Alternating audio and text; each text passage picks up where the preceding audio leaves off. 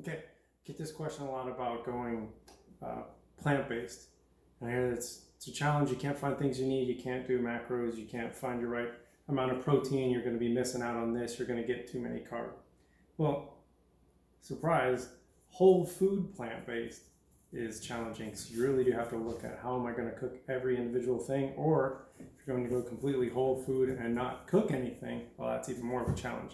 But for the layman, we just made one trip to Costco to look at what can we do to fit my lifestyle, which is about average protein, because I'm getting good source protein. I don't need as much.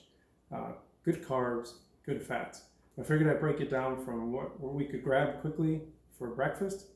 I don't leave myself a lot of time to head out to work. What we could have for lunches, stuff we could take with us, and dinners, things we could make there. Well, let's start with all important, coffee. So I drink black coffee with some sweetener, but Miranda likes creamer, so she gets silk almond creamer. Can't find it everywhere in this flavor, but the basic silk you can find a lot of different places. So now it's got your coffee. Come over here and see what we can grab for breakfast.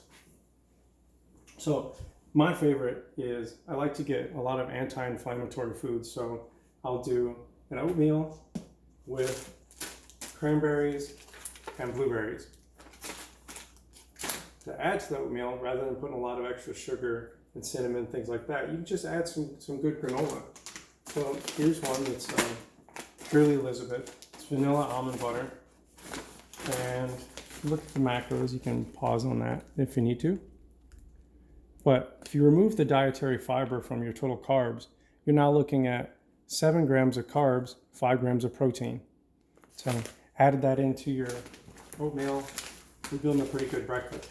Or if you're trying to run quick, get a toaster, grab some of those, throw some guacamole on it or some avocado. If you have any allergies to such, just substitute hummus or do some olive oil, some bagels. Really don't have any time, grab granola bars, something like that, take it with you. These are a little harder to read, but the macros are not real similar to the Purely Elizabeth. 5 grams of protein and 3 grams of dietary fiber puts it at 8 grams of carbohydrates. So your challenge isn't going to be getting protein, it's am I getting enough carbohydrates if you run out with something quick and fast, hence the oatmeal. So through breakfast, it's getting around snack time. Rather than buying little bags of nuts and trying to get those, I use the nuts for my fats that I need. So we'll buy small bags, pistachios, macadamia nuts, pecans, walnuts, and then you can read through individually, but for pound, I think pumpkin seeds, what do you call them, pepitas? Mm-hmm. Are the best you're going to get for your combination of carbohydrates and proteins, magnesium, potassium, iron. Anyways, what we're looking at here, if you can zoom in on that, take a look. You've got 7 grams of protein per, what's that? 28 grams, about a quarter of a cup. So for a quarter of a cup, you're getting 7 grams of protein, 3 grams of carbohydrates, and then good fats at 13 grams. So way to go. So what I do with them, like I said, is I mix it up. And we'll have a bowl that we can pour into a Ziploc bag and take with you as your snacks, or I'll put it on salad. You can just buy it all. This one's a salad topper, so it's got some extra seasoning in it, but you'll see it's loaded with ancient grains and pepitas. So salad, I think we already put the salad away. We get a big spring mix box, and I'll mix up some of that, and basically it's in a small bowl. Some different tomatoes and such in it. Get plenty of white mushrooms, cucumbers. It's a good Rastafarian rap song you can check out on that. But on this side, you've got, here we go, you've got about enough to start making a good chickpea ceviche. Plenty of recipes out there. And that takes how long to make? About 10 minutes. 10 minutes to mix up. And the longer, it's like gumbo, the longer it sits, the better it tastes. So I'll make it kind of quick on a Sunday or a Monday, have a little bit for dinner, and then let it set, and have some on Wednesday and have some on Friday.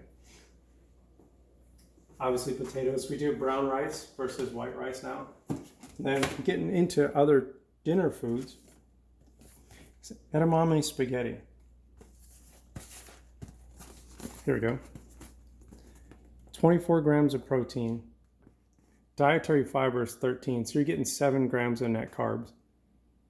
So, like I said, protein's not the challenge. It's, am I getting enough fats and carbohydrates for your macros? And we use an avocado spray, and you can use any other type of olive oil spray to add to that as well. We use that on potatoes. We use it to cook with. Goes on some of the bagels when you're just doing like a garlic and salt and pepper bagel. So when I feel like it's on the grill, use some liquid smoke in there. All right, over here. Back to other things you can have for lunch. Here's these. You throw them in the microwave, in the pouch. It's 60 seconds, and you've got a Chipotle bowl. You can look at the macros on it. You're back to 9 grams of protein. 5 grams of dietary fiber brings it down to 18 grams of carbohydrates. So for me, that's more what I'm going for, is a 3-to-1 or 4-to-1 from carbohydrates to protein. Here's another one. Chickpea masala. Right back to protein, and this one is per pouch 17 grams of protein, and you're looking at about 45 grams of carbohydrates. Again, they come in a 6-pack or 8-pack. They're on sale right now at Costco, but throw that in your bag, take it with you, and you've got a quick lunch. Rolling on to some dinners. Beyond Burgers. They sell them there. There's 8 of them in a pack. If you want to check out the macros, you can look those up. It's pretty common found now. Regular old burger buns. I like plant-based cheese, so you can throw some plant-based cheese on there. We've got different types of mustards and such, so that's a quick dinner. You start wanting to get fancy, they have vegetable spring rolls. 10 grams of protein per roll. There's 50 pieces in here. These don't take a lot. How'd you say you want to cook these? You toss them in the air fryer for how long?